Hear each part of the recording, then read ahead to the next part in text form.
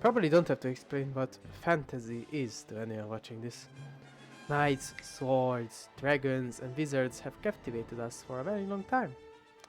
Ever since Master Tolkien introduced the winning formula of evil overlords and adventuring elves and dwarves, it has captivated the imagination of thousands of people, and it's undoubtedly still a very popular genre.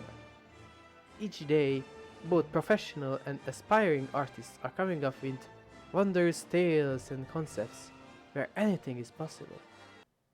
So why do people want less of it? Hi, I'm CJ Nudge, author of the famous Knights of the Alehouse series. As a big fan of low fantasy, I have obviously seen a decent amount of criticism aimed at the subgenre, and I thought it would be really fun to make an amateurish video in which I talk about my own personal thoughts about the topic. Now, I don't want anyone to think that I hate what I would call a typical fantasy setting. Each and every one of us have their own thoughts and preferences when it comes to fiction, and as the saying goes, variety is the spice of life. I also want to clarify that I am not an expert. I simply wish to talk about the way I see it, alright? I have no literature education besides high school and shit, alright? Good. So, what is low fantasy exactly? Well, without looking it up on Google, I will say it's when, simply put, realism takes a bigger role in a story's universe than magic and other fantastical elements. Most commonly, this appears in the form of historical accuracy, where the author aims to create something that is inspired by real life, or is based on the tools, cultures, or even fashion of the past. Of course, this isn't always true. Low fantasy is kind of an inexact term, because it does include stories that take place in settings quite different from our own history. In contrast to the more common so-called high fantasy genre, it's much more down to the earth. The stakes could be also relatively lower, the morality grayer, and usually humans are at the center of the story, or at least more than usual.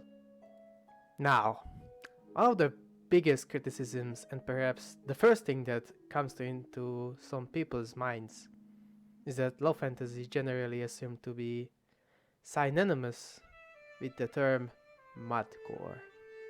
Madcore is, well, madcore just means everything is crap, everything is dirty, everyone is mean, some people make a living by catching rats, etc, etc. Honestly, it's just grim dark, but the author got his history knowledge from Monty Python.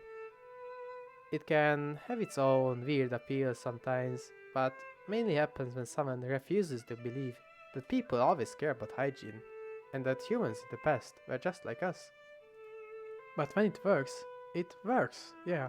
Battle Brothers, for example, is a very good game. I'm very fond of it, and the atmosphere in it is pristine.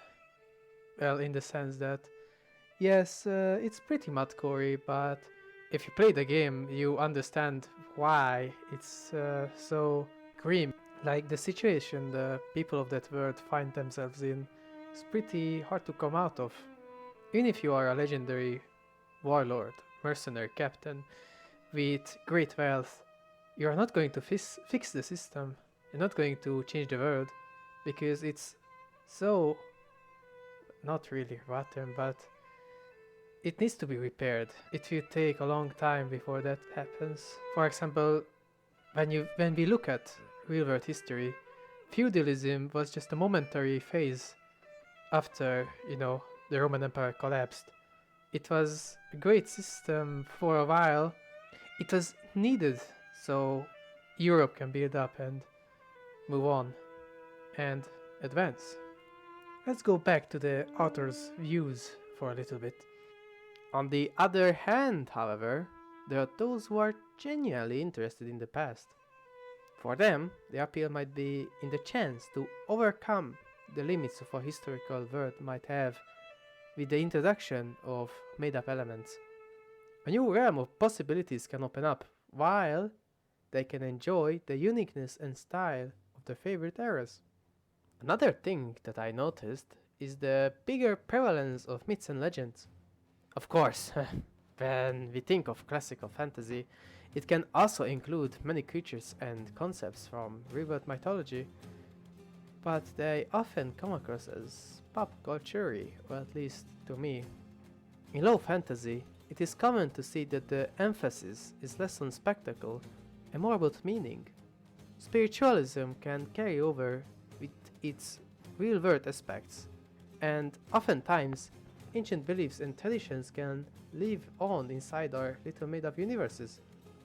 It can carry weight like none other, and personally, I just find research really neat. Like, I'm currently reading about pre-Islamic Berber religion and the Indus Valley civilization. It's great fun. Try it. Another factor that I personally really like in this subgenre is the fact how grounded it is. Yes, fantasy is great for escapism, I mean, it's in the name. Chance to escape our mundane lives, an opportunity to change is really exciting. My main personal problem with the generic fantasy setting is when magic acts as an easy problem solver when you just wave your hand without consequences. Like making water or food appear out of thin air. I once read that there is a book series where you can just cast a spell that makes the piss and crap inside you just disappear like in your body. So I'm like, why? And not in a way that, that's disgusting, why? Way, but in a way that, what does that add in the setting? Like, congrats! You made it more fantastical, I guess. Now your New York Times bestseller can focus on life triangles instead. Woohoo! What I want to say is that the struggle a character might have because of the technological disadvantages from a less advanced civilization or setting doesn't carry any meaning anymore. Like, imagine playing a pen and paper role-playing game. On their way through the kingdom, the players ran out of food, or in sources of fresh water.